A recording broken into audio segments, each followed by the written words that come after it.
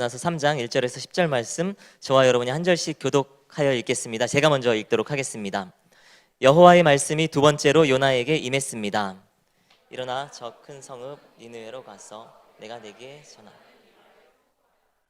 요나는 여호와의 말씀에 순종해 니느웨로 갔습니다. 그때 니느웨는 통과하는 데만 걸어서 3일이 걸리는 아주 큰 성읍이었습니다. 요나는 성읍 안으로 들어간 첫날에 니느웨 사람들은 하나님을 믿었습니다. 그들은 금식을 선포하고 가장 높은 사람부터 가장 낮은 사람에 이르기까지 굵은 베옷을 입었습니다.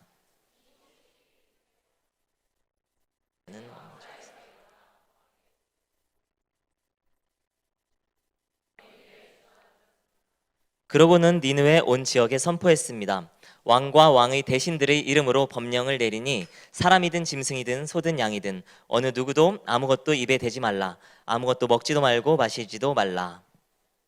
사람이든 짐승이든 굵은 베옷을 두르고 하나님께 부르짖으라. 각자가 자기의 악한 길과 자기의 손으로 행한 난폭을 회개해야 한다. 누가 알겠느냐? 하나님께서 마음을 바꾸셔서 자비하심으로 그분의 무서운 진노를 누그러뜨리셔서 우리가 멸망하지 않을지 모른다. 하나님께서 그들이 그 악한 길에서 돌이킨 행위를 보셨을 때 마음을 누그러뜨리시고 그들에게 내릴 거라고 말씀하신 재앙을 내리지 않으셨습니다. 아멘. 예, 오늘 저희에게 말씀을 전해 주실 분은 이서진 목사님께서 지금 이스라엘 아울리치 중이시라서요.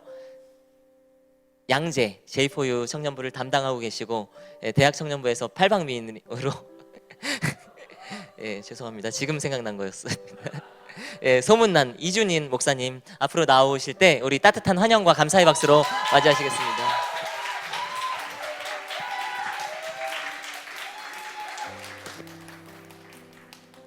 네, 환영해 주셔서 감사합니다. 제가 유튜브로 볼 때 이게 굉장히 낮았는데 이거 와서 보니까 엄청 높네요. 이게 제가 키가 작아서 그런 것 같습니다. 네, 우리 이서진 목사님과 키가 좀 차이가 난다는 것을 제가 지금에서야 알게 됐네요. 네, 소개해 주신 대로 저는 양재 J4U 공동체 섬기고 있는 이준인 목사라고 합니다. 여러분 반갑습니다. 네, 환영해 주셔서 너무 감사드려요. 아울리치에도 저희가 실감이 잘 안 나다가 이제 이서진 목사님이 아닌 웬 다른 사람이 앞에 서 있으니까 이제 여러분 실감이 좀 나시죠? 그렇죠? 네, 우리 이서진 목사님과 이스라엘 팀이 이제 무사히 잘 도착하고 전심으로 사역에 임하고 있다라는 이야기를 제가 전해 들었습니다. 비록 그 땅을 간 팀은 목사님과 이스라엘 팀원 22명 갔다고 하더라고요. 그 팀원들이 갔지만 그러나 그 팀을 파송하신 분들은 또 여러분들이시잖아요. 그래서 또 가는 선교사 그리고 또한 보내는 선교사로 여러분 모두가 함께 한 마음이 돼서 또한 이스라엘 땅을 위하여 중보하실 수 있는 그런 귀한 날이 되기를 소망합니다. CH 플러스는 때마침 이제 1호 선교사 성경에 나와 있는 1호 선교사 이 요나의 영성으로 여러분 아울리치를 또한 준비하고 계시더라고요. 그래서 이 이스라엘 팀을 위해서 여러분 중보하실 때 물고기 조심하라고 여러분 기도해 주시면 네, 더 좋을 것 같아요. 사실 서진 목사님은 저한테 되게 고마운 분이에요. 여러분 직장을 가면 왜 그런 분이 있잖아요. 처음에 발령 받아서 긴장해서 이렇게 허리를 꼿꼿이 세운 다음에 이제 의자에 앉아 있으면 옆부서 같은 분이 이렇게 아주 여유를 가지고 커피 한 잔 들고 이렇게 와서 이야기하죠. 이번에 오신 분이세요? 너무 반갑습니다 라고 먼저 이야기해 주면서 자상하게 한껏 얼어붙어 있어 보이는 그 마음을 이렇게 풀어주시고 인격적으로 이야기를 먼저 건네는 꼭 그런 직장 상사들이 있잖아요. 서진 목사님 그런 분이었어요 저에게. 그래서 제가 굉장히 긴장하고 처음 이렇게 사역에 왔을 때 제가 허리를 꼿꼿이 세우고 이렇게 긴장해 있었는데 목사님 오셔서 긴장을 풀어주시고 불편하지 않도록 이렇게 굉장히 세심하게 챙겨주셨던 고마운 목사님입니다.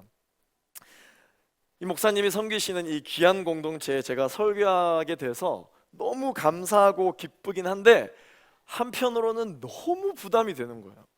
왜냐하면 우리 서진 목사님 설교 진짜 잘하시잖아요. 그렇죠? 그렇다 보니까 제가 그 선배 목사님 섬기시는 공동체 와서 이렇게 설교를 하려고 하니까 너무 이렇게 부담이 되는 거예요. 큰일 났다, 이제 망했다, 이제 큰일 났다, 어떡하냐. 나한테는 선한 게 없는데 큰일 났네.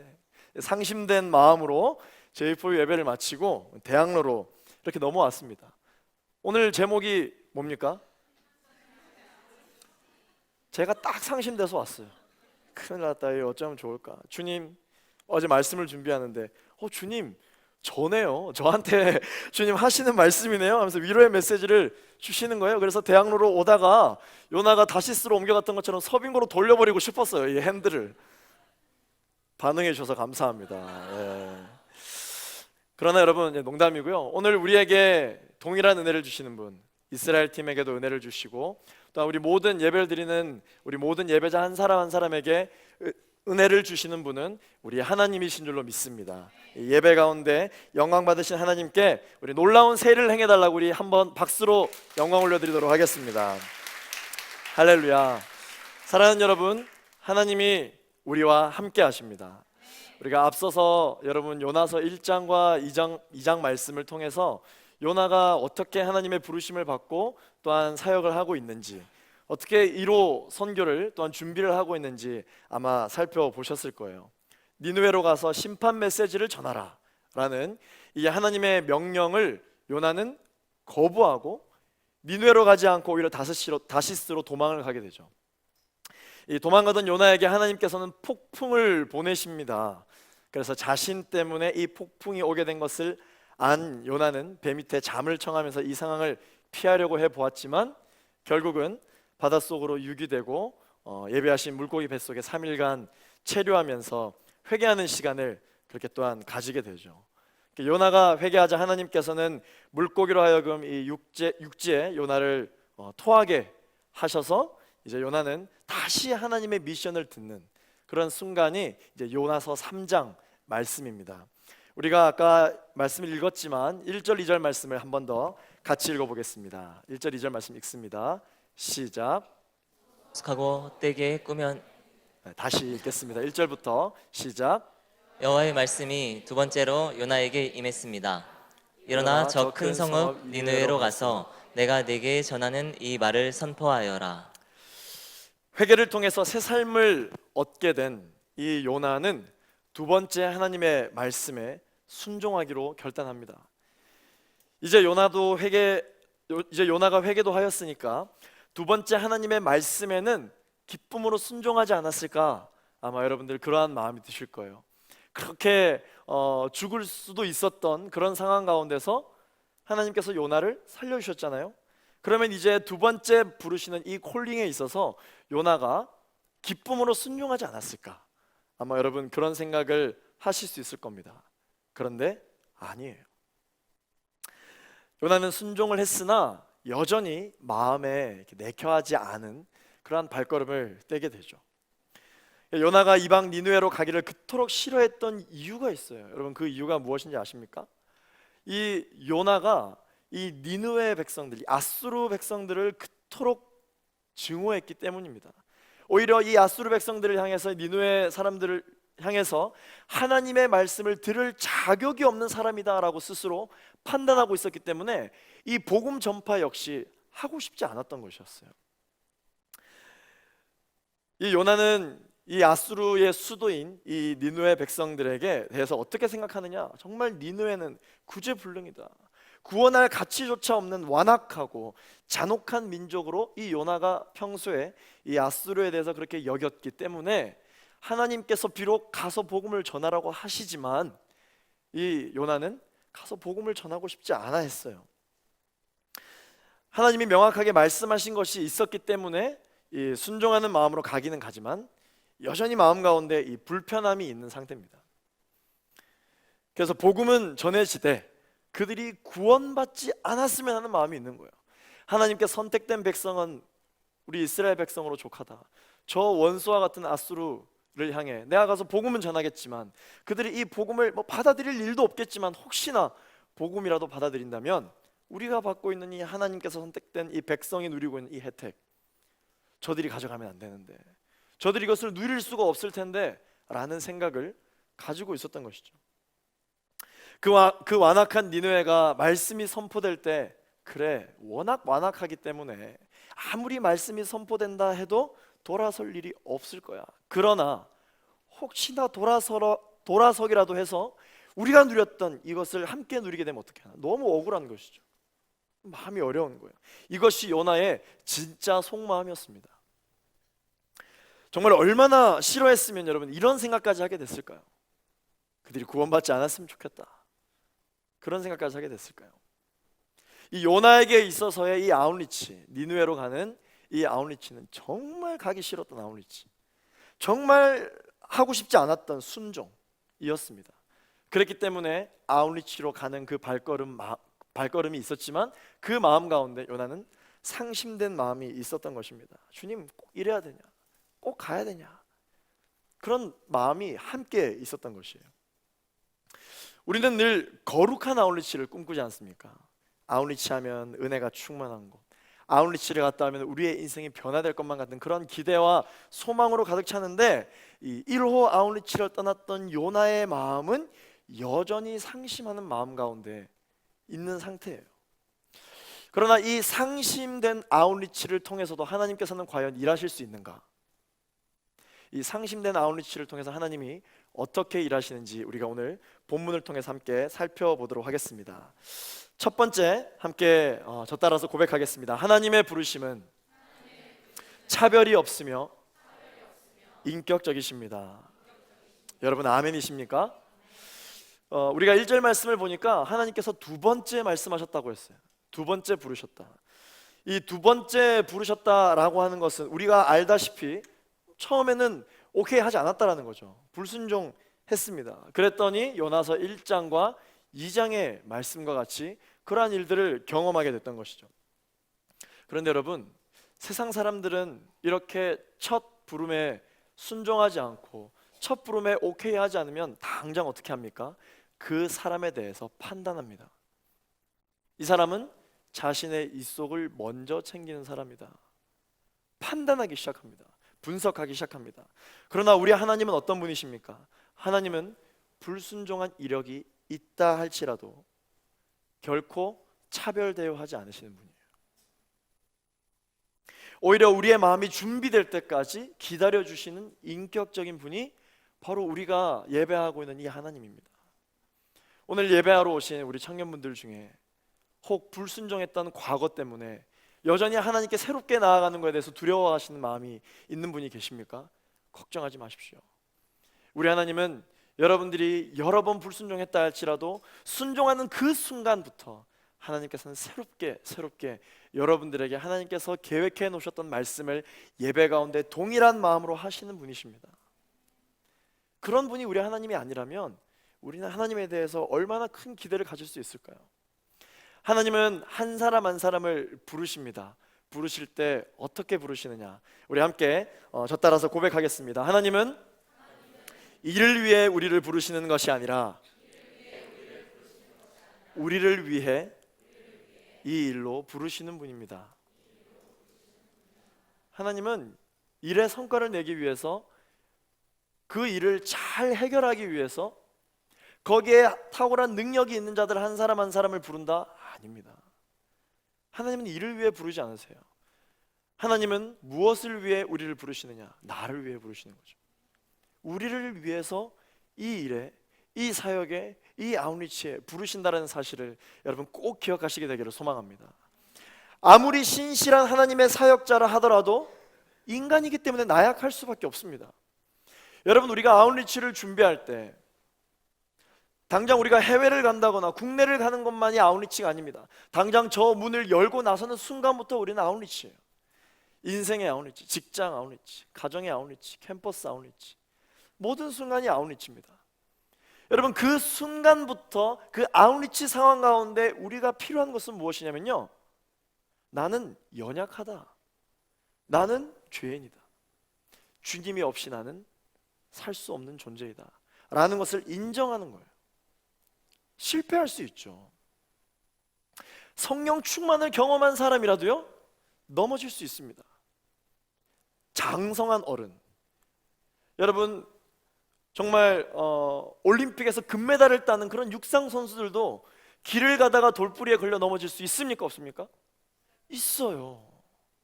넘어질 수 있습니다. 그러나 사람들은 뭐라고 이야기합니까? 길을 가다 돌뿌리에 넘어지면 판단합니다. 판단해요. 눈을 좀 똑바로 뜨고 다니지. 앞에 있는 돌뿌리도 못 보고 다 큰 어른이 뭐 하는 거냐? 판단하죠. 그러나 여러분, 다 큰 어른도 돌뿌리에 걸려 넘어질 수 있는 존재인 것처럼 아무리 우리가 성령 충만함을 경험하고 있다 할지라도 인생을 살다 보면 넘어질 수밖에 없는 존재임을 인정해야 합니다. 그것을 인정하지 못하면 탁월함이 우리의 인생의 기준이 되어버리고 맙니다. 우리의 인생의 능력이 우리의 인생의 기준이 되어버리고 말아요. 그러면 여러분, 세상과 다를 게 무엇입니까? 전혀 다를 것이 없죠. 우리가 많이 배우지 않았다 할지라도 여러분들이 알고 있는 사랑을 정의해 보십시오. 넘어졌을 때 어떻게 하는 게 사랑입니까? 판단하고 분석하는 것이 아니라 쫓아가서 손을 내밀어 이렇게 세워주는 것이 사랑 아닙니까? 우리 하나님의 사랑은 그와 같은 것이에요. 넘어질 수 있어요. 주의하십시오. 그렇게 판단하는 사람은요, 자신이 넘어졌을 때 아무도 자신을 일으켜 세워주지 않을 거예요. 본인이 판단하며 살아왔기 때문에 본인이 넘어졌을 때 다른 사람들도 본인에게 찾아와 사랑을 베풀지 않고 구경만 하게 될 거예요. 여러분, 하나님은 어떻게 하십니까? 기다려주세요. 첫 번째 부르심에 순종하면 너무 좋겠죠. 하나님도 너무 기뻐하실 것입니다. 그러나 우리의 육신의 연약함으로 인하여 불순종하고 두 번째 부르심이 있을 때 우리는 당장에 생각합니다. 지난번에 불순종했는데 이번에 순종할 때 하나님이 과연 기쁘게 받아주실까? 그러한 의심과 두려움이 가장 먼저 우리를 찾아오겠죠. 그러나 하나님이 우리에게 주시는 평안은 세상에 줄 수 없는 평안이에요. 하나님이 우리에게 주시는 부르심과 응답은 세상과 구별된 것입니다. 우리 하나님이 왜 놀랍냐? 왜 우리 하나님의 은혜가 놀랍냐? 한 번 부르고 두 번 부르고 세 번 부를 때 동일한 부르심으로 부르시기 때문에 놀라운 것이에요. 사람은 그렇게 할 수 없지만 우리 하나님은 동일한 마음으로 불러주시기 때문에 하나님의 사랑은 놀라운 것입니다. 하나님은 기다려주시는 분이세요. 하나님은 인격적인 분이십니다. 우리가 하나님 앞에 가까이 또는 멀리 달려갈 수 없는 상황이라면 하나님이 우리에게 먼저 찾아오시는 그런 인격적인 분이십니다. 이러한 사랑의 하나님을 만나게 되시기를 소망합니다. 당장 여러분, 우리 예수님을 보십시오. 사람이 하나님 앞에 나아가지 못하자 하나님이 직접 내려오시잖아요. 하나님 기다려 주십니다. 우리가 마음의 준비가 될 때까지. 어떻게? 처음과 두 번째가 동일한 마음으로 우리를 기다려 주시는 사랑의 하나님이시라는 거예요. 여러분, 제가 재밌는 이야기를 하나 해드릴게요. 우리 하나님은요, 여러분들이 알아들을 수 있는 말로 응답하십니다. 여러분 믿으십니까? 하나님이 한국말로 응답하는 거 여러분 알고 계시죠? 알고 계시죠? 그게 하나님의 친절임을 아셔야 돼요. 하나님은요, 여러분 미국인에게 한글로 응답하지 않으세요? 당연히 미국말로 대답하시죠. 그렇죠? 하나님은 친절하게 우리가 알아들을 수 있는, 물론 하나님의 그 일하심을 이 한국어로 다 표현하기 어렵겠죠. 그럼에도 불구하고 하나님은 우리가 알아듣기 쉽게 응답을 해주는 분이세요. 또한 우리가 알아들을 수 있는 그 수준 안에서 응답해 주시는 분이죠. 여러분, 제가 설교를 하는데 이게 억양을 들어보니까 어때요? 좀 느껴집니까? 좀 이게 스피릿이 느껴지나요? 그렇죠? 맞습니다. 저는 100% 서울말을 쓰고 있다고 생각했는데 단 한 분도 그렇게 생각 안 하시더라고요. 그래서 제가 인정하기로 했습니다. 그래, 가망이 없구나. 인정을 하기로 했어요. 저는 고향이 부산입니다. 부산에서 신앙생활을 하는데 제가 사역을 하기 위해서 서울에 올라오기 전까지는 전혀 몰랐는데 어떤 일이 있었느냐. 이제 국내 아웃리치 가면 여러분 아마 아시게 되실 거예요. 어떤 일이 발생하느냐. 부흥회를 합니다. 부흥회를 하면요, 이제 앞에 권사님들 쫙 계시지 않습니까? 또 은혜 받은 사람들이 얼마나 많아요. 그러면 은혜 받은 사람이 이제 간증하는 시간이에요. 간증해서 올라와요. 간증하려고 올라옵니다. 그럼 올라오면 이제 어떻게 이야기하느냐. 아주 구수한 부산말을 제가 들려드릴게요. 오늘 하나님이 내게 뭐라 말씀하시는지 아십니까? 이렇게 이제 간증을 이제 하기 시작하는 거예요. 이제 간증을 하면서 뭐라고 이야기하는 줄 알아요? 이제 기가 막힙니다. 제가 무릎을 꿇고 주님 앞에 두 손 높이 들고 회개를 했더니 하나님이 저한테 네 정신 단디 차리라고 말씀하셨습니다. 이렇게 응답했다라는 거예요. 이렇게 말씀하셨다는 거예요. 기도하는데 여러분 지금 웃으시잖아요. 정말 진지해요. 앞에 앉아 계시는 권사님들은 아멘 아멘 맞다 맞다 맞다, 하나님 저렇게 말씀하시더라, 나도 그렇게 말씀하시더라, 우리 함께 정신을 단디 차리자, 이렇게 얘기해요. 그때는요 여러분 아무것도 모릅니다. 이게 이상하고 웃기다라는 걸 전혀 몰라요. 그런데 와서 보니까 알긴, 야, 아니 하나님이 부산말로 응답하시는구나. 하나님이 우리가 가장 알아듣기 쉬운 방법으로 응답하시는 분이세요. 여러분 아멘이십니까? 여기서 아멘하기가 좀 이상하긴 한데 아무튼 하나님은 인격적인 분이시라는 거예요. 또 오늘 제가 설교의 포인트가 부산말로 응답하신다라는 것만 가져가지 마시고 하나님은 인격적인 분이시라는 거예요. 우리가 알아듣기에 가장 쉬운 것으로 응답해 주시는 분이시다. 하나님은 어떤 분이시냐? 하나님은 넘어진 자에게도 찾아가셔서 다시 말씀하시어 함께 감당할 사명을 주시는 분이십니다. 여러분 잘 아시는 엘리야, 이 엘리야는 어떤 사람이었느냐? 이스라엘의 선지자를 대표하는 위대한 그러한 선지자로서 갈멜산에서 이 바알과 아세라 우상을 섬기는 850명의 선지자들과 맞짱을 뜬 사람이에요. 850대 1. 그 숫자만 봐도 후덜덜하죠, 그죠? 그러나 그 대결에서 승리한 그런 위대한 사역을 했던 선지자입니다. 당연히 하나님에게 기쁨과 감사의 보상이 주어질 줄 알았어요. 그런데 이 엘리야에게 주어진 것은 무엇이냐? 보상이 아니라, 하늘의 보상이 아니라 왕후 이세벨이 그를 죽이겠다고 위협하게 됩니다. 그래서 이 엘리야가 국경을 넘어 도망을 가게 되죠. 크게 실망한 나머지 이 엘리야는 로뎀나무 아래에서 이제 내가 더 이상 사역할 이유가 없다, 이제 내가 더 이상 살 이유가 없다 라고 해서 자살을 하려고 합니다.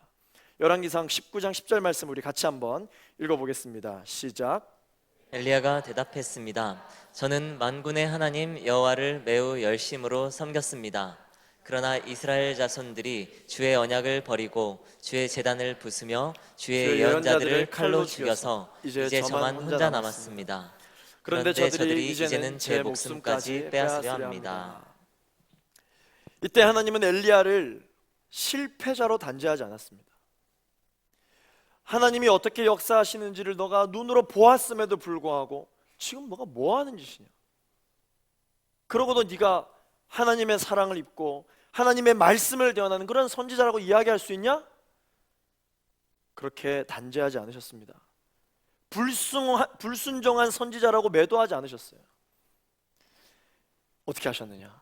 인격적으로 엘리야의 마음이 풀릴 때까지 천사를 보내서 음식을 주시고 하나님의 말씀으로 힘을 얻도록 격려하시고 다시 사명자의 길을 갈 수 있도록 하나님께서 다시 불러주시는 역사를 이 엘리야를 통해서 우리는 볼 수 있어요. 여러분, 하나님은 왜 굳이 일처리를 이렇게 하실까요? 사실 우리 하나님은 전능하신 분이시기 때문에 엘리야와 같은 그런 나름 유능하다고 판단되어지는 선지자, 전투력이 높은 어떤 그러한 리더십이 아니더라도 하나님은 충분히 이 세상을 변화시키시고 이 역사를 주관하시며 이 모든 만물을 다스릴 수 있는 분이십니다. 여러분 동의하십니까? 하나님은 충분히 그럴 능력이 있으신 분임에도 불구하고 왜 굳이 일처리를 이렇게 하실까요? 왜 하나님의 사람들을 일으켜 세워서 쓰러져 있으면 달래주시기도 하고 위로해 주시기도 하고 격려해 주시기도 하고, 한두 번이 아니잖아요. 또 넘어지고 또 세워주고 또 넘어지고 또 세워주고. 당장 우리 자신을 보면 그렇지 않습니까? 왜 하나님은 굳이 그냥 혼자 하시지 하나님의 사람들과 함께 일을 하려고 하시는 것일까요? 사실 너무 손이 많이 가지 않습니까? 이 사람을 일으켜 세워서 하나님이 그를 통해 일하신다. 너무 손이 많이 갑니다. 하나님이 이렇게 일을 하시는 이유가 무엇인가? 그것은 바로 하나님은 사역을 위해서 엘리야를 부르신 게 아니라 엘리야를 위해 이 사역으로 부르시는 분이시기 때문에 그렇습니다. 하나님은 아울리치 성공하기 위해서 찬양 잘하는 사람, 회개 잘하는 사람, 그리고 은사 있는 사람, 워십 잘하는 사람, 그런 사람들 없이도 하나님은 충분히 이스라엘 땅 그 가운데 새로운 일을 하실 수 있는 분이십니다. 그럼에도 불구하고 여러분들에게 마음을 주시고 함께 기도하자고 하시고 함께 일어나 저 땅을 가서 섬기자라고 말씀하시는 이유는 바로 여러분들 때문이에요. 바로 우리를 위해 하나님께서는 이 아웃리치로 가는 선교사로 혹은 또 보내는 선교사로 불러주시는 인격적인 분이심을 여러분 잊지 마시게 되기를 소망합니다. 이 믿음이 있는 사람들은 실망하지 않습니다. 이 믿음이 있는 사람들은요 넘어지지 않습니다. 하나님께서 불러주신 그 부르심의 소명을 가지고 나아갈 수 있게 되는 것이죠. 예수님에게 가장 신뢰받던 제자 누굽니까? 베드로가 이야기합니다. 예수님이 베드로에게 이야기합니다. 닭이 울기 전에 네가 3번 나를 부인할 거다. 베드로가 본인이 할 수 있는 가장 최고의 제스처와 이 리액션과 아마 그 목소리 성량을 가지고 얘기하지 않았을까요? 아니요, 절대 저는 절대로 주님을 부인하지 않을 겁니다. 어떻게 저를 뭘로 보시고 그렇게 생각하시냐? 부인하지 않겠다 이야기했습니다. 그러나 베드로 어떻게 했습니까? 언제 그랬냐는 듯이 저자가 예수님과 함께 있던 자가 내가 봤다. 어떻게 합니까? 나는 그를 모른다. 3번 부인하지 않습니까? 여러분 상식적으로 생각했을 때 이렇게 3번씩, 한 번도 아니에요. 그리고 또 말을 안 했으면 실망도 없죠. 물어보았을 때 부인 안 한다고 얘기했습니다. 그런데 부인했잖아요. 그것도 예수님 보는 앞에서 3번이나 부인합니다. 보통 사람들 같았으면 베드로를 어떻게 생각할까요? 배신자. 신분이 바뀌죠. 제자가 아니 배신자. 이 배신자가 회복할 수 있을까요? 이 배신자가 그 배신자에게 어떻게 다시 임무를 맡깁니까? 상식적으로 못합니다. 못해요. 예수님이 부활하시고 누구를 찾아가시느냐? 베드로를 찾아가십니다. 베드로를 찾아가셔서 뭐라고 말씀하시는 게 상식적인가요? 사랑하는 나의 제자 베드로요, 네 죄를 네가 알렸다. 이렇게 말해도 전혀 이상하지 않잖아요. 너 배신했구나. 너 나를 배신했지. 그렇게 말해야 맞는 거예요. 그렇게 말해야 상식적입니다. 그런데 예수님 뭐라고 말씀하십니까? 네가 나를 사랑하느냐? 이렇게 물으시죠. 베드로도 이 개념이 있으니까 말을 잘 못해요. 계속 이렇게 뜸들이고 있다가 뭐라고 말해야 될까? 주님, 제가 주님을 얼마나 사랑하는지 주님이 사실 아십니다. 근데 제가 말을 못하겠다. 배신했으니까, 자격이 없으니까 말 못하겠다. 주님이 아십니다. 그런데 예수님이요 참 인격적이십니다. 몇 번 물어보시는지 알아요? 3번 물어보세요. 3번 물어보십니다. 네가 나를 정말 사랑하느냐? 네가 나를 정말 사랑하느냐? 3번 부르신 이유가 뭔지 알아요? 베드로가 주님 죄송해요, 잘못했어요 라고 엉엉 울며 오기를 기다리셨던 거예요. 3번 부인한 베드로에게 인격적으로 다가가시면서 3번 사랑을 확인하시죠. 그제서야 베드로는 깨닫습니다. 모든 죄책감이 해결되고 다시 제자로서 그 사명을 감당하겠노라고 결단하게 되죠. 사람을 감동시키는 것만큼 여러분 강력한 것이 없습니다. 우리 하나님은 인격적인 분이셔서 우리가 하나님의 말씀에 순종할 때까지 훈련시키시고 또한 다듬으시고 기다려주시는 그러한 인격적인 분이시라는 것입니다. 요나에게도 2번이나 그렇게 말씀하신 것이 동일한 것이에요. 왜냐하면 예수님은 선교를 위해서, 이 지상 명령을 이루기 위해서 베드로를 부르신 것이 아니라 베드로를 위해 부르신 거예요. 우리가 이 여름에 아웃리치 합니다. 당장에 어떤 생각이 있습니까? 작년에 해외 한 3팀 갔으니까 올해 무조건 3팀 가야지. 팀원이 없네, 큰일 났다. 이거 어떻게 해야 되지? 팀을 줄여야 되나? 그럴 수는 없지. 그럼 뭔가 잘못하는 것 같잖아. 이런 생각이 막 들잖아요. 여러분, 하나님께서 우리에게 아웃리치를 주신 이유가 무엇입니까? 하나님이 우리에게 아웃리치를 가라고 나라에 대한 마음을 주시는 이유가 무엇입니까? 우리를 위해서 부르신다는 사실을 여러분 기억하시게 되기를 소망합니다. 두 번째, 이 상심의 아웃리치를 통해서 하나님 어떻게 일하시는지 우리가 볼 수 있는 것은요, 하나님의 역사는 사람의 탁월함으로 일어나는 것이 아니라 믿음의 발걸음으로 일어나는 것입니다. 4절 말씀을 우리 같이 한번 읽어보겠습니다. 4절 말씀 읽겠습니다. 시작. 요나는 성읍 안으로 들어간 첫날에 선포했습니다. 40일 후에 니느웨는 무너질 것이다. 아멘. 요나의 상심은 계속됩니다. 어느 정도 이제 돌이킬 수 없으면 좀 회복될 만도 한데 요나 그러지 않습니다. 계속 상심을 유지합니다. 아주 신실해요. 변함이 없어요, 사람이. 하나님의 역사도 요나의 상심이 계속되는 것처럼 하나님의 역사도 이 믿음의 발걸음을 통해서 계속해서 역사가 일어나고 있다는 것을 우리가 잘 알 수 있습니다. 니누에라는 지역이 어떤 지역입니까? 우리가 3절 말씀을 보시면 아시겠지만 3일은 걸어야 이 니누에 지역을 다 통과할 수 있는 아주 큰 성읍이었어요. 그런데 이 요나서에는 요나가 이 3일 동안 사역하지 않았어요. 언제 선포했다라고만 기록되어져 있냐면 방금 읽으셨던 것처럼 첫날 하루 선포만 이 요나서 3장에 요나서 전체적으로 기록되어져 있습니다. 사실 여기에 대해서는 여러 가지 신학적인 견해가 있지만 이 요나가 사실 3일 계획을 잡고 다 이렇게 돌아다니면서 이 회개를 선포하고 돌아오라고 선포하려고 아마 계획을 잡았을지는 모르겠지만 이 하루만 기록에 남은 거는 실제 하루만 한 거예요. 그러니까 이게 무슨 말입니까? 요나가 하루 첫날 선포했는데 반응이 있는 거예요. 지금 5절 말씀에 보면은 지금 회개가 막 일어나고 있죠. 반응이 일어나니까 나 할 만큼 했다. 뭐 반응이 있네. 놀라워라. 이제 이러면서 하루만 한 거예요. 그냥 하기 싫었으니까. 처음부터 하기 싫었으니까. 또 하나는 뭐냐면 3일 동안 다니면서 외치는 것을 원래 원치 않았기 때문에 단지 하루만 그냥 아예 다니기로 처음부터 작정을 했었던 것이에요. 본문에 사실 그 이유가 자세히 명시되어 있지 않기 때문에 우리가 정확하게 알 수는 없지만 나중에 여러분 이제 다음 주 스포하면 안 되는데 다음 주 요나서 4장을 보시면 요나가 계속 분노하거든요. 요나가 분노합니다. 이 요나가 회개하는 이 니느웨 성읍의 사람들을 보고 분노하는 장면을 보았을 때 그 내용이 어느 정도 일맥상통하는 것이 있기 때문에 설득력을 좀 얻고 있죠. 그런데 여러분, 상심한 요나 생각해 보십시오. 여러분, 아웃리치를 가는데 요나와 같은 마음으로 가면 될 것 같아요?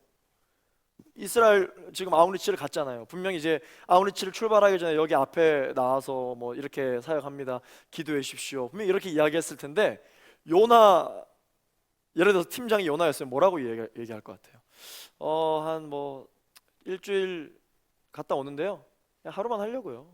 별로 뭐 가고 싶은 마음도 여러분 거기 이스라엘 사람들이 어떤 사람들이에요? 별로 좋은 사람들 아니기 때문에 뭐 일단 뭐 하라고 하셨으니까 하긴 하는데 제가 뭐 그냥 뭐 대충 하려고요. 뭐 이렇게 여러분 만약에 이런 마음으로 아웃리치를 갔다 어떨 것 같아요? 우리는 어떤 마음이 들까요? 저 팀을 통해 하나님은 역사하시지 않는다라는 생각을 하지 않겠어요? 요나는 그런 마음으로 가면 안 되는 걸 알매도 불구하고 이 아수르 민족을 너무 싫어한 나머지 말씀에 순종은 하되 좋지 않은 마음으로 계속 그 일들을 하고 있는 거예요. 그런데 여러분, 니느웨에 놀라운 일이 벌어지고 맙니다. 우리 5절 말씀, 6절 말씀 같이 한번 읽어보도록 하겠습니다. 시작. 니느웨 사람들은 하나님을 믿었습니다.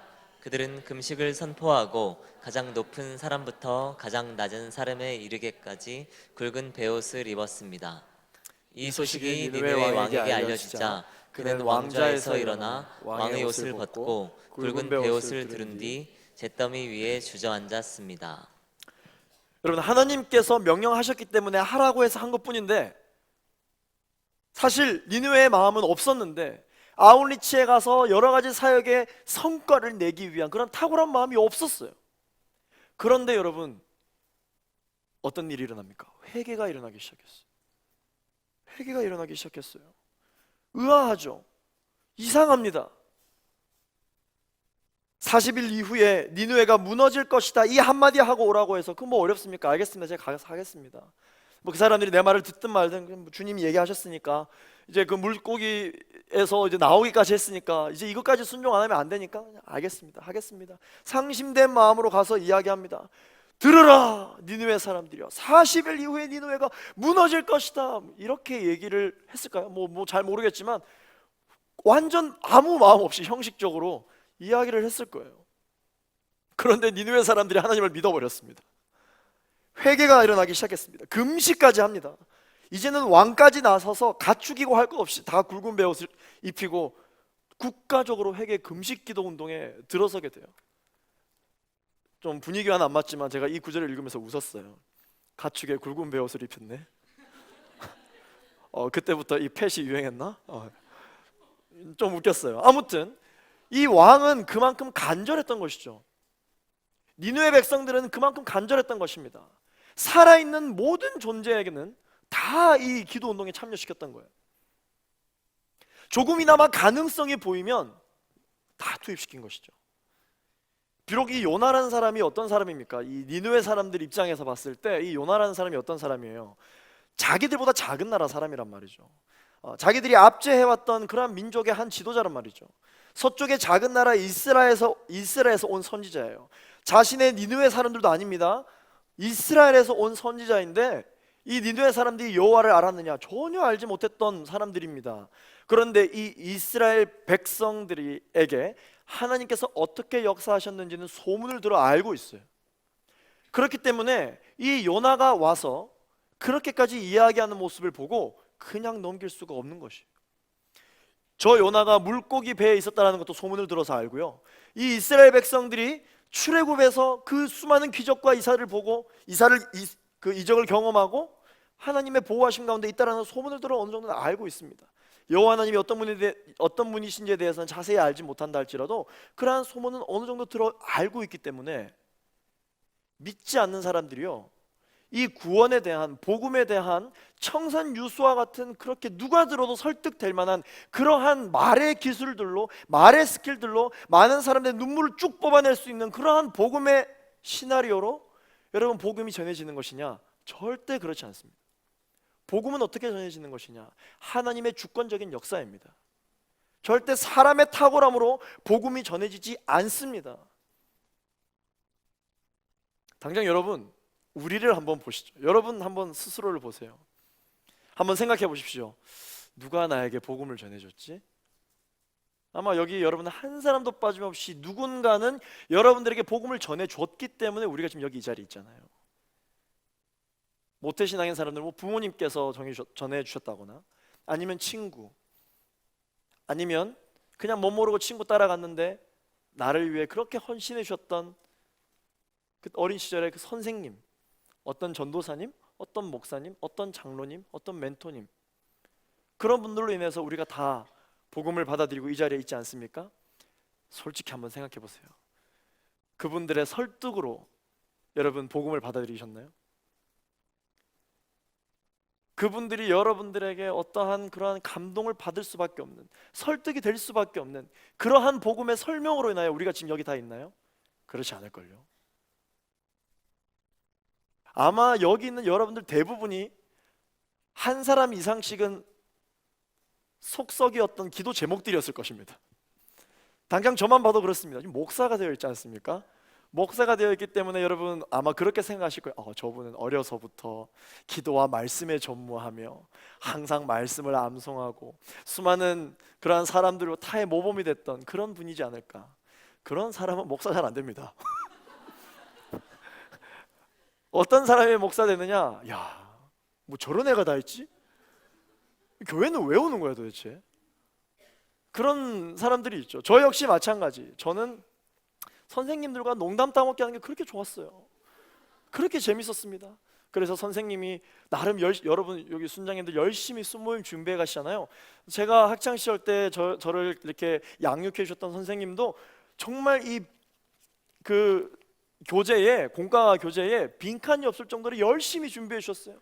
그래서 한마디 한마디 다 이야기해 내가 여기에 은혜를 받는데 잘 들어봐라 이랬는데 감동 없는데? 선생님 조금 더 기도하셔야 되겠어요. 제 마음이 전혀 열리지가 않네요. 뭐 이런 왜죠? 때리고 싶었어요? 왜 이렇게? 네. 그렇죠. 저 그런 사람이었어요. 제가 전도왕이었어요. 저희 그 주일학교 캠프 이런 거 하면요, 연말에 시상을 하잖아요. 전도왕이었습니다. 1년에 한 20명 전도하고. 대단하지 않습니까? 네, 제가 자랑하려고 이야기를 하는 겁니다, 여러분. 근데 제가 다른 사람들에게 이야기할 수 없었는데 저만의 이유가 있었어요. 그래서 전도를 해야 했던 이유가 있었어요. 그게 무엇이냐면 저희 아버지가 목사님이었거든요. 그리고 부장 집사님 역임하셨어요. 그러니까 잘해야 돼요. 잘해야 되는 거예요. 전도상 안 받으면 전 살 수가 없는 거예요. 그래서 전도를 열심히 했죠. 우리 친구들을 다 돈으로 샀습니다. 앞에 칠판에 적었죠. 이번 주에 교회 오면 내가 노래방 쏜다, 이제 이러면서 다 데리고 왔어요. 그래서 16단 자전거를 선물로 받으며 전도상을 제가 받았죠. 그런데 여러분, 지금 뭔 얘기하다가 지금 이렇게까지 여러분, 복음 전파란 사람의 전략으로 되는 게 절대 아니라는 거예요. 너무 크게 웃으시네. 감사합니다. 네. 사람의 전략으로 되는 것이 아니라 하나님의 주권적인 역사라고 하는 것입니다. 우리가 지금 이 자리에 있는 이유도 어떤 사람의 전략으로 있는 것이 아니라 어느 날 갑자기 굉장히 단순한 명제, 하나님은 당신을 사랑하십니다. 예수 그리스도가 나의 죄를 대신하여 십자가에 못 박혀 돌아가셨다. 이 너무나도 자주 들었던 이 간단한 명제가 어느 날 갑자기 나의 마음 가운데 감동으로 밀려 들어올 때가 있죠. 난 죄인이구나. 예수님이 나 때문에 죽으셨구나. 하나님 살아계시는구나. 이 예배 가운데 하나님이 살아계시는구나. 그러한 마음이 어느 날 갑자기 호련히 들기 시작할 때 우리가 하나님을 인격적으로 경험하지 않으셨어요? 우리가 하나님을 만나지 않으셨습니까? 그때 막혀 있었던 기도의 문이 트여지고 하나님께 있는지 없는지 다 고백하면서 주님과 인격적인 교제를 하지 않으셨어요? 복음 전파는 그런 것입니다. 복음은 그렇게 전해지는 거예요. 절대로 사람의 탁월함으로 전해지는 것이 아니다. 하나님의 역사하심으로 전해지는 것이다. 그렇기 때문에 여러분, 아웃리치가 비록 상심이 있다 할지라도, 상심되는 마음이 있다 할지라도 하나님이 역사하시기로 작정하시면 그 아웃리치는 성공하는 것이에요. 아무리 우리가 많은 것을 준비했다 셈칩시다. 아웃리치에 있어서 가장 중요한 것은 워십할 때 동작의 각도가 아니에요. 아웃리치 할 때 중요한 것은 내가 스키 드라마 하는데 내가 하나 틀려버렸다, 큰일 났다, 한 명이라도 영혼을 더 구원해야 되는데 내가 틀려서 영혼이 구원받지 못하겠고, 절대 그렇지 않습니다.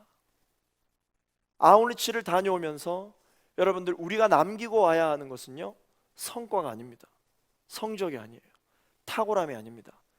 온누리교회 대학청년부 CH 플러스 선교팀 다녀왔다, 대단했다, 이게 아닙니다. 아웃리치를 다녀올 때 남겨야 할 것은, 누군지는 잘 기억이 안 나는데 예수 잘 믿는 청년들이 갔다 왔다, 다녀갔다. 여러분, 그 흔적이 남아야 되는 거예요. 아웃리치를 갔다 오면 그 현장에 여전히 남아있는 그 우리의 복음을 들었던 사람들에게 남는 건 뭐냐면요, 여러분, 스킷이 남는 게 아니에요. 워십이 남는 게 아니에요. 그때 우리가 잔치해드리고 이렇게 축제 행사해드렸던 그러한 재미있는 시간들, 폴라로이드 사진 한 장, 그게 남는 게 아닙니다. 뭐가 남느냐? 그들을 바라보았던 우리 눈빛이 남는 거예요. 그들을 위해 눈물로 중보했던 그 중보의 시간들이 그들의 마음을 치는 거예요. 그 생각나고 기억나서 발길이 교회로 옮겨지는 거죠. 그걸로 복음이 전해지는 거예요. 그렇기 때문에 이 요나가 상심된 마음으로 니느웨를 갔다 할지라도 하나님은 작정하신 거예요. 니느웨의 회개를 일으키시기로 작정하신 것이죠. 그들을 만나기로 작정하셨습니다. 그렇기 때문에 이 놀라운 일이 일어나는 것이에요.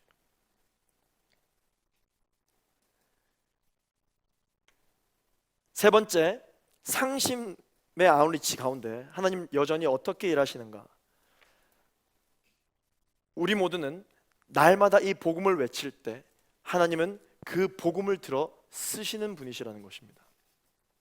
8절에서 9절 말씀을 우리 다 같이 읽어보겠습니다. 시작. 오직 사람이든 짐승이든 굵은 베옷을 두르고 하나님께 부르짖으라.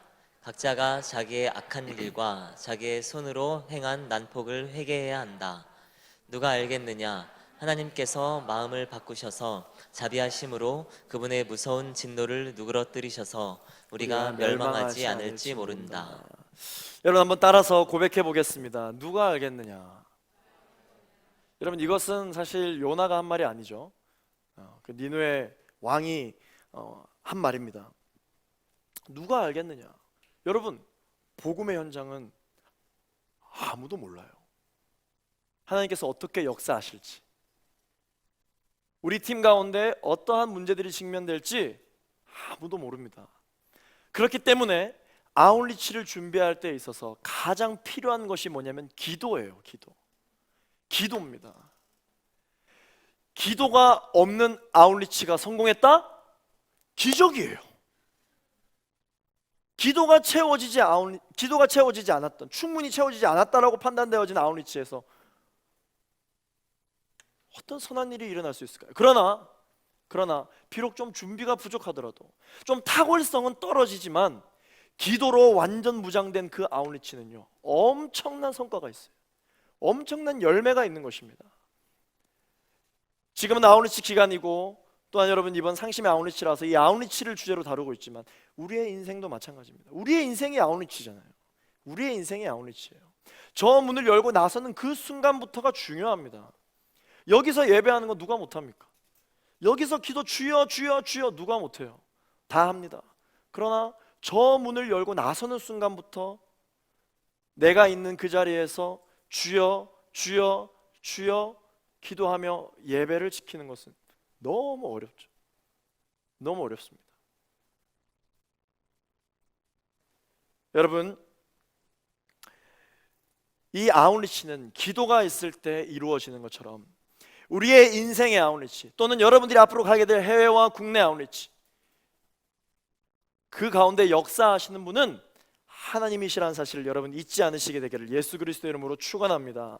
그곳은 아무도 가고 싶지 않았던 땅이에요. 그곳은 아무도 복음을 위해서 탁월하게 준비하고 싶지 않았던 땅입니다. 그런데 역사가 일어납니다. 역사가 일어나요. 여러분 이걸 어떻게 설명하시겠어요? 하나님의 역사죠. 하나님의 일하심입니다. 우리 형제들은 잘 이해할 겁니다. 여러분 우리가 형제들 상심의 아웃리치를 떠나는 곳이 어디예요? 군대. 어느 누구도 단 한 사람도 가고 싶어서 가는 곳이 아닙니다. 이상하게 가면 춥고 가면 덥고 어떻게 해서든지 빨리 나오고 싶고, 군대.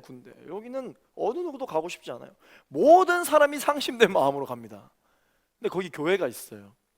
그 군대에서 여러분 세례를 줄 때 거의 떼세례죠. 떼세례. 집단 세례입니다. 그냥. 성부와 성자와 성령의 이름으로 세례를 주노라. 초코파이 받고 할렐루야 아멘. 이렇게 진행을 해요. 군대 가면 실제 아마 여러분 군대 사역을 해보신 분들이 있을지 모르겠지만 정말 기가 찹니다. 군대는요 여러분 얼마나 영접하기 쉬우냐면, 제가 군 생활을 오래 했어요. 그래서 군대에서 저희 교회 군교회 사역을 했었기 때문에 잘 알고 있어요. 제일 앞에 이등병들 자리가 있어요. 교회 처음 온 이등병 자리 있어요. 그럼 제가 이제 갑니다. 얘들아 안녕. 그러면 예, 안녕하십니까. 자 지금부터 예수님에 대해서 소개할 거야. 초코파이 먼저 먹어. 너무 맛있습니다. 이렇게 얘기해. 맛있지? 자 지금부터 설명할 테니 잘 들어. 일단 마음을 열자. 그러면 마음 열었습니다. 이렇게 해요. 그러면 이제 그때부터 자 예수님은 우리 죄를 대신해서 십자가 못 박혀 돌아가셨어요. 이걸 믿니? 저는 믿기도 하고 안 믿기도. 안 믿어? 믿어.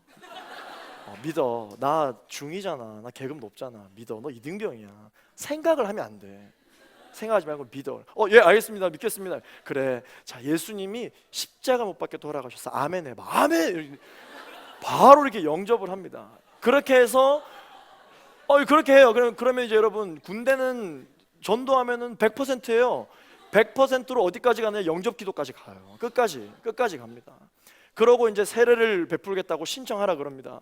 그러면 신청을 많이 해요. 특식이 주어지거든요. 신청 많이 합니다. 그러면 집단 세례를 줘요. 여러분 그게 무슨 세례입니까? 그게 세례예요? 마음에 어떠한 감동도 없고 어떠한 동요함도 없는데 그게 무슨 세례예요? 그런데 여러분, 그 상심이 가득한 그 지역에서 있었던 그 재미난 세례, 그때 잠시나마 느꼈던, 아주 조금이나마 느꼈던 그 감동 때문에 이 장병들이 제대하고 나면 힘들고 어려운 일이 있으면 교회를 찾아와요. 제가 이전 공동체에 있을 때 새가족 담당을 했는데 누가 전도하고 누가 추천해 주지도 않았는데 형제가 한 명이 와 있습니다. 어둠이 드리워져 있어요. 신방을 하고 전화를 해서 이야기를 해봅니다. 어떻게 교회를 오게 됐냐? 말 잘 안 합니다. 창피해서 그런지 말 잘 안 해요. 계속해서 이야기를 하다가 이야기를 꺼내보면 이런 이야기를 합니다. 직장 잘렸다. 새 직장을 넣었는데 안 된다. 소망이 없다. 이제 어떻게 해야 될지 더 이상 알지 못해서 일단 교회라도 한번 가봐야 되겠다는 생각을 했다. 너무 잘하셨어요, 형제님. 교회를 예전에 다니셨었나 봐요. 아니요, 전 교회 안 다녔습니다. 근데 어떻게 교회를 오실 생각을 했어요? 제가 군대에 있을 때 너무 힘들었는데 교회 가니까 마음이 좋더라고요. 교회 가니까 재밌는 것도 많고, 교회 가니까 같이 이렇게 전우들이랑 하하호호 웃으면서 실로암 이렇게 하면서 하니까 너무 좋은 마음이 있어서 제가 인생을 포기하기 바로 전에 교회라도 한번 가보자 라는 마음으로 왔는데, 제가 오늘부터 교회를 좀 다녀야 될 것 같은 마음이 듭니다. 그렇게 이야기하는 형제들이 정말 많아요. 여러분, 생각보다 많이 있습니다. 많은 사람들은 그게 뭐가 세례냐, 많은 사람들은 그곳에 무슨 소망이 있냐, 많은 사람들은 그곳이야말로 상실, 그 자체의 장소다, 거기 무슨 소망이냐라고 이야기를 하지만, 여러분, 하나님은 그곳에서도 일하십니다. 하나님은 그곳에서도 일하세요. 우리가 여러분 아웃리치, 특별히 국내 아웃리치를 여러분 이제 다녀오시고 나면요, 무슨 성과가 크게 없을 수 있잖아요. 어떤 결과물이 없을 수 있잖아요. 그 다음 주에 예배 드리는데 한 명도 교회 안 나와요. 굉장히 실망하는 마음. 아웃리치 실패했다. 너무 마음이 어렵다. 조금 더 기도를 준비할 걸, 조금 더 잘할 걸.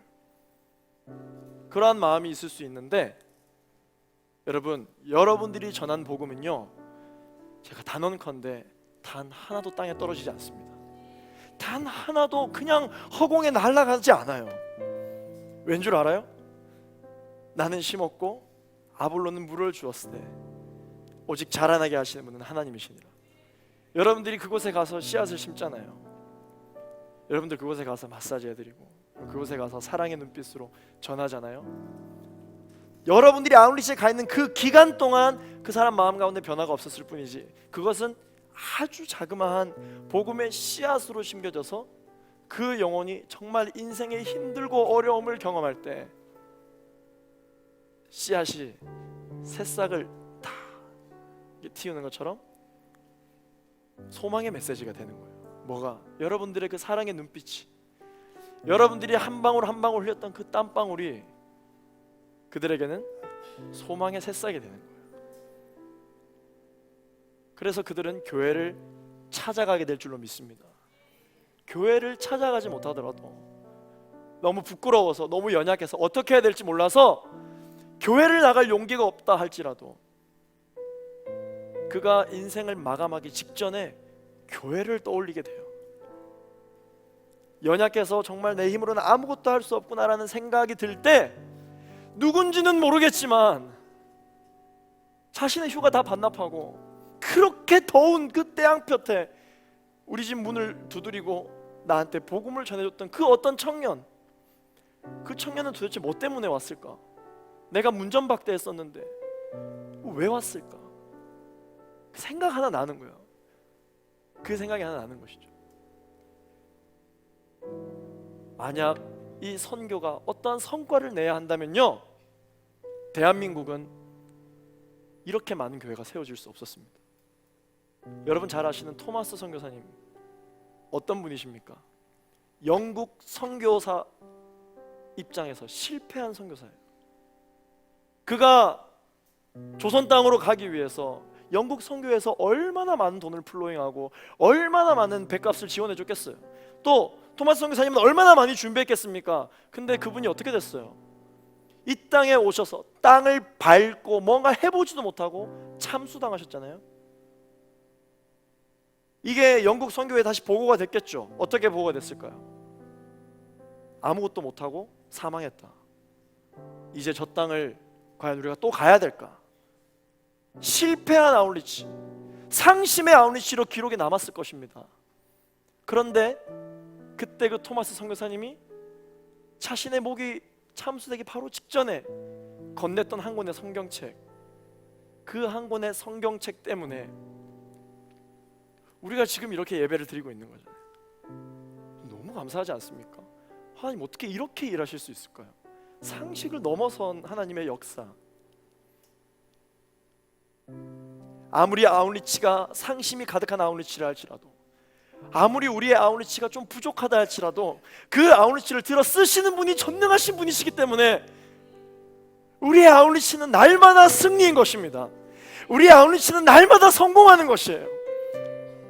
저 문을 열고 나서서 여러분 직장, 가정, 캠퍼스 어디를 가든지 주님과 동행하면 그곳이 하나님 나라예요. 어디를 가든지 주님과 동행하면 우리는 날마다 승리할 수 있습니다. 여러분 믿으십니까? 그런데 왜 우리는 날마다 지치고 날마다 거의 폐전병처럼 또 이 주일날 오죠? 두려움이 많았어요. 자꾸 의심이 드는 것이에요. 그게 너무 지나쳐서, 그게 너무 지속되어서 이제는 더 이상 다시 새로운 힘을 달라고 기도조차 하지 못하는 그러한 여러분들 계십니까? 기도의 문이 막히신 분들. 그런데 오늘 하나님 여러분들에게 뭐라고 말씀하시는 줄 알아요? 첫 번째 너를 부를 때, 두 번째 너를 부를 때 불순종했지. 지금 또 나는 너를 부른다. 어떻게? 첫 번째 너를 부를 때와 똑같은 마음으로 너를 부른다.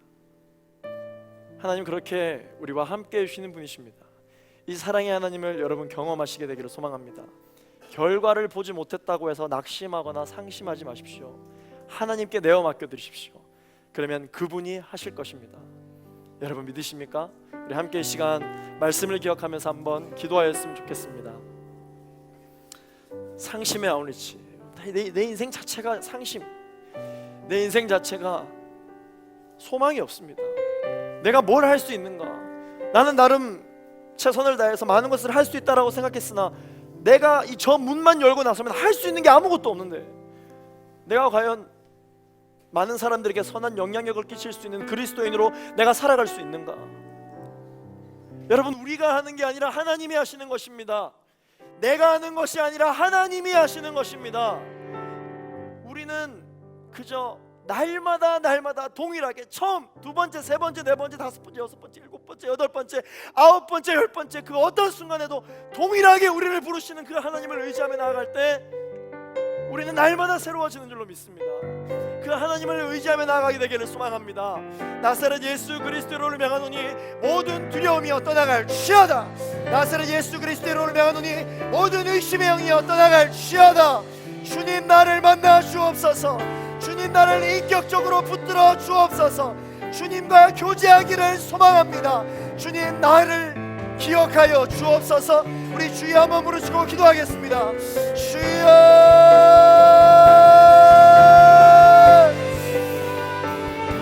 하나님 아버지, 하나님 아버지 나와 함께하여 주옵소서. 거룩하신 주님만을 바라보고 나아갈 수 있는 내가 우리에게 있게 하여 주시기를 간절히 바라기를 소망합니다. 아버지 하나님만을 바라보고 나아가게 하여 주시고 성령으로 충만하게 하여 주시기를 간절히 바라기를 원하오니 주님 기름 부어 주옵소서. 하나님만을 바라보고 나아갈 수 있는 큰 내가 우리에게 부어주시고 주님만을 바라보고 나아갈 수 있는 큰 내가 우리에게 있게 하여 주옵소서. 반복된 죄로 인하여 반복된 부르심으로 인하여 상심하고 있는 모든 청년들이 일어날시어다. 아버지는 날마다 동일하게 부르시는 하나님을 바라보고 나아갈 수 있는 모두가 되게 하여 주시기를 간절히 바라기를 소망하오니 주님 우리와 함께하여 주시고 하나님의 부르심에 순종하며 나아갈 수 있는 내가 우리에게 있게 하여 주시옵소서. 주여, 주여,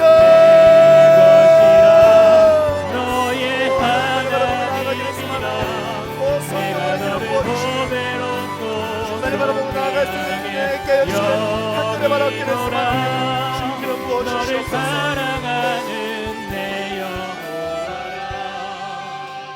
오늘 성령님께서 주시는 마음이 있어서 담대하게 선포합니다.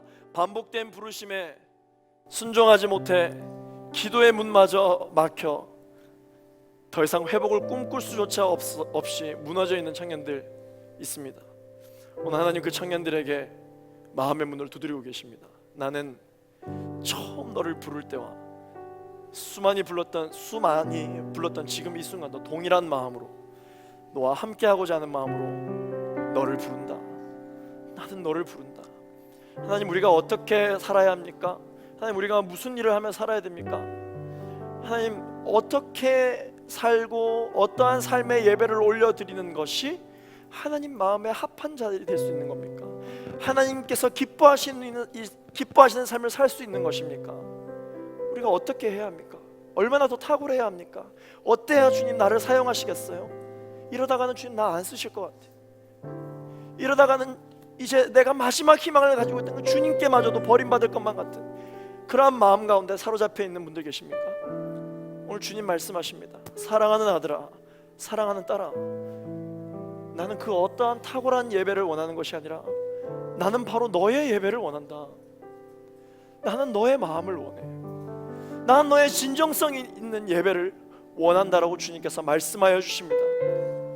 우리 시간은 그 마음에 감동이 있는 분들, 또한 하나님께 결단하는 마음으로 주님, 내가 주님께서 나의 삶 가운데 부어주시는 그 탁월함의 주님 어떤 우리가 기준을 삼는 것이 아니라 하나님이 나와 함께 걸어가 주시고 함께 동행해 주시는 것에 내가 기쁨과 감사를 올려드릴 수 있게 하여 주옵소서. 혹시 결단되어 주시는 분들은 우리 그 자리에서 일어나셔서 함께 기도하며 나아가게 되기를 소망합니다. 하나님, 나와 함께 하여 주옵소서. 하나님, 이 시간 나에게 말씀하여 주옵소서. 나의 예배를 원한다. 나의 있는 모습 그대로를 원하신다 말씀하시는 주님 앞에 우리 시간 주여 세 번 부르짖고 기도하며 나아가겠습니다. 주여, 주여, 주여. 연약함을 인정합니다. 연약함을 인정합니다. 우리를 무너뜨리려고 하는 더러운감의 세력들, 나사렛 예수 그리스도로 나오노니 묶임을 받고 떠나갈지어다. 나사렛 예수 그리스도로 나오노니 안길로 땅을 굽길로 도망갈지어다. 주님 부르신 곳에서 예배하는 우리 모두가 되어지게 하시고 주님께서 부어주시는 마음으로 말미암아 우리가 날마다 승리하며 나아갈 수 있도록 주님 역사하여 주시는 은혜를 받았기를 소망합니다. 주여,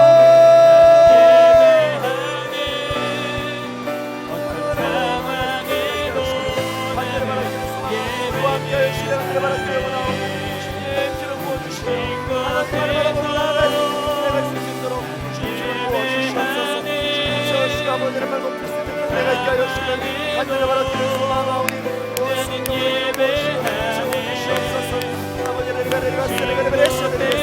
아버지여 주의 마음으로 나아갈 수 있게 하여 주시고 성령으로 이끌어주셔서 하나님과 어디를 가든 아버지가 주의 나라를 경험할 수 있도록 이끌어 주시기를 간절히 바라기를 소망합니다. 하나님 주님만을 바라볼 수 있도록 도와주옵소서.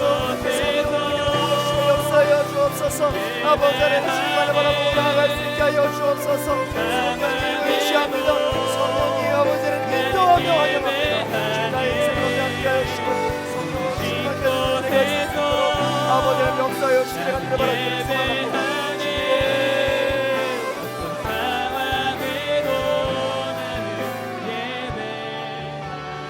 우리 마지막으로 기도하며 나아가실 때 하나님 아버지, 우리의 인생의 아울리치, 상심 그 자체인 우리의 인생의 아울리치 어떻게 해 나가야 할지 하나님 아버지, 오늘 주님께서 우리에게 말씀하여 주십니다. 이 인생의 아울리치를 성공하기 위해 우리에게 필요한 것은 탁월함이 아니다. 하나님의 은혜가 필요하다고 말씀하십니다. 하나님, 나의 인생 가운데 하나님의 은혜가 필요해요. 하나님, 내가 은혜 없이 무언가를 하려고 했던 지난 시간들을 용서하여 주옵소서. 주님, 이 은혜를 붙잡게 하여 주옵소서. 주님, 내가 다 잃고 아무것도 없어도 사실 주님 한 분만으로 만족할 수 있는데 나는 주님으로 만족하지 않고 자꾸 다른 것을 쫓아왔던 나의 인생을 주님 용서하여 주시옵소서. 우리 마지막으로 우리 주님 한번 부르짖고 함께 합심하여 기도하겠습니다. 주여, 아버지여,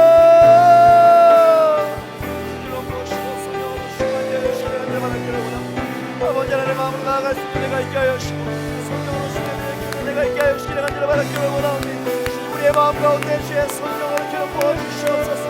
할렐루야, 할렐루야, 할렐루야, 할렐루야, 할렐루야. 주를 찬양합니다. 할렐루야. 주를 높여드립니다. 기름 부으시고 채워주시옵소서. 아버지, 우리의 인생 가운데 성령으로 충만케 하여 주시되 아버지 하나님의 마음으로 나아갈 수 있는 은혜가 있게 하여 주시되 내가 들어가라 기도하오나 주님 우리와 함께 하여 주시고 기름 부으셔서 한 사람도 빠짐없이 주님만을 바라보고 나아갈 수 있는 내가 있게 하여 주시니 내가 들어가기를 소망하오니 하나님 우리의 인생 가운데 하나님의 은혜를 주십시오. 하나님 우리의 인생 가운데 하나님의 은혜를 부어주옵소서. 주님만을 붙잡고 나아갈 수 있는 모두가 될 수 있도록 아버지 기름 부어주시니 내가 들어가기를 원하오니 우리의 인생 가운데 하나님의 은혜를 더하여 주시옵소서. 믿는 자에게 능치 못함 없네.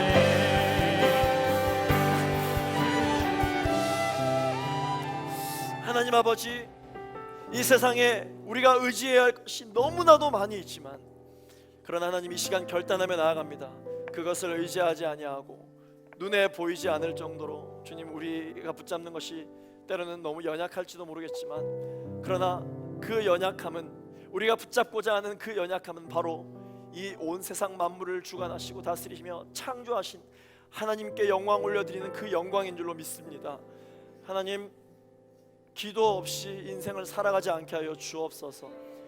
우리의 인생에 상심이 있다 할지라도 그것에 좌지우지되지 않게 하여 주시고 상심이 있다 할지라도 하나님이 함께 하심을 구하며 나아갈 수 있는 우리 모두가 되게 하여 주옵소서. 장성하여 지금 우리가 그리스도 안에서 잘 살아가고 있다 할지라도 넘어질 수밖에 없는 연약한 존재임을 인정하게 하여 주시고 그러나 그러한 상심된 우리의 인생 가운데서도 하나님의 은혜, 그 하나님의 은혜 없이는 우리가 단 한순간도 살아갈 수 없는 존재임을 주님 앞에 고백하며 날마다 이 은혜를 사모하며 나아갈 수 있는 은혜가 있게 하여 주옵소서. 상심의 아웃리치에서도 하나님의 역사하심은 계속된다라는 것을 잊지 않게 하여 주옵소서. 지금은 우리 구주 예수 그리스도의 은혜와 하나님 아버지의 사랑과 성령 하나님의 감화감동 교통하심이 지금 이 시간 상심된 그러한 마음 가운데서도 여전히 하나님이 우리와 함께하고 계시다라고 하는 그 결단에 힘입어 다시 한 번 더 새로운 삶을 살아가기로 결단하며 나아가는 모든 청년들의 머리 위에, 그들의 직장과 가정과 캠퍼스 위에, 그리고 지금도 변함없이 복음을 전하고 계시는 선교사님들의 그 사역지 위에, 그리고 이스라엘 팀 위에 이제로부터 영원토록 함께하옵시기를 간절히 축원하옵나이다. 아멘.